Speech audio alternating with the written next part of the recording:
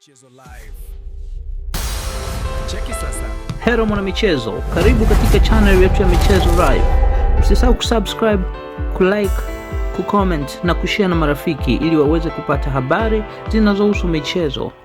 Kiungo mpya wa kikosi hicho, Buba, amewasili rasmi nchini na kuanza mazoezi mara moja, akionyesha utayari wa kuanza safari yake mpya ndani ya timu hiyo yenye malengo makubwa msimu huu.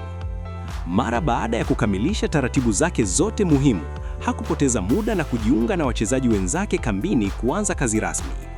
Katika mazoezi yake ya kwanza, kiungo huyo alionekana kuwa na ari na nguvu, akishiriki kikamilifu programu yote iliyopangwa na benchi la ufundi.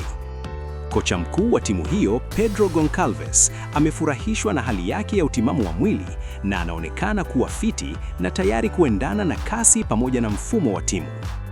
Wachezaji wenzake walimkaribisha kwa furaha na kumpa sapoti, wakiamini uzoefu na uwezo wake vitaongeza ushindani chanya ndani ya kikosi.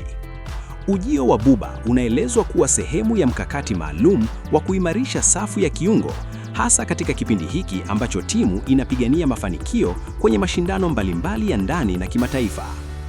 Kwa sasa, kikosi cha Yanga kinaendelea na maandalizi makali kuelekea mchezo wao wa mwisho wa hatua ya makundi ya Ligi ya Mabingwa Afrika dhidi ya JS Kabylie utakaochezwa Jumapili hii katika uwanja wa New Aman Complex visiwani Zanzibar.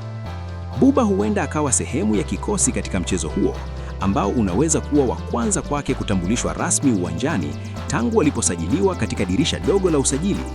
Mashabiki wanasubiri kwa hamu kuona atakavyoanza safari yake mpya akiwa na jezi ya wananchi.